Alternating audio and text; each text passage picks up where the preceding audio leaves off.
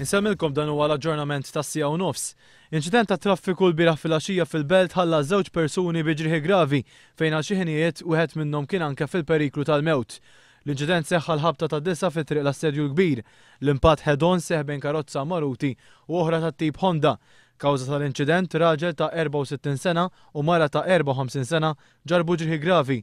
Ir-raġel għal xi ħinijiet kien anke fil-periklu tal-mewt. Filwaqt li żagħżugħ ta' 18-il sena ġarrab ġrieħi ħfief. Wara l-istorja li ħareġ One News nhar it-tnejn dwar il-problemi fit-taqsima tal-Pulizija ta' kontra droga, l-affarijiet jidher illi bdew jiċċaqalqu. Waqt li 3 spetturi ġodda għadhom bla vettura tagħhom, dawn ingħataw uffiċċju wara li saret riorganizzazzjoni ta' żewġ dipartimenti oħra. Iżda vettura li hija letteralment magħmula minn żewġ vetturi separati iwaldjati flimkien għadha qed tintuża. Skont weġiba parlamentari din is-sena, 11% tal-vetturi tal-korp m'għaddewx mill-VRT. Fis-stqarrija l-Għaqda Nazzjonali Armar tal-Festi fit-Toroq qalet li d-diskussjonijiet li kellha mal-Kurja dwar il-festi għadhom ma ġewx fit-tmiemhom. Qalet li fittra li batet lill-Kurja issemmew kif qatt iridu jkunu diskussi diversi punti. Fosthom kif ser jaħdem il-Bord Investigattiv dwar il-festi u x'ser isir għal formazzjoni ta' dawk kollha li għandhom x'jaqsmu mal-festi bodda edukattivi apposta. L-Għaqda meta ċara li ma taqbilx li l-awtoritajiet tal-Knisja jieħdu r-ridni tal-festi totalment f'idejhom, iżda temmen li l-festi għandhom jibqgħu jkunu ċċelebrati fl-ambjent ta' devozzjoni reliġjuża li minnha joriġinaw. L-istess Għaqda għalhekk talbet lill-Kurja sabiex tkompli diskussjonijiet magħha dwar it-temi pendenti.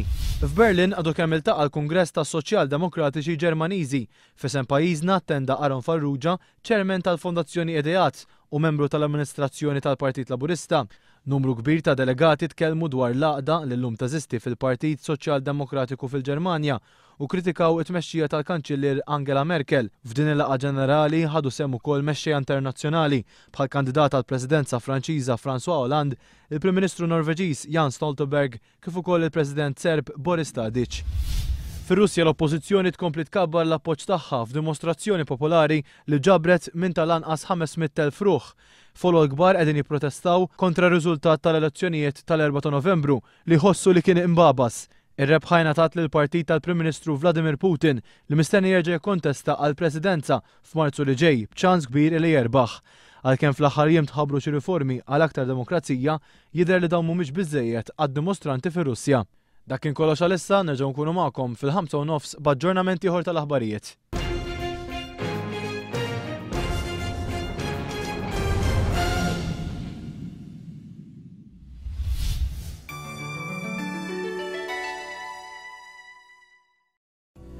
It-temp mistenni jkun ftit imsaħħab b'waqtiet xemxin li jsir ftit jew wisq imsaħħab sa filgħaxija u bil-possibilità ta' xi ħalba xita iżolata mal-lejl.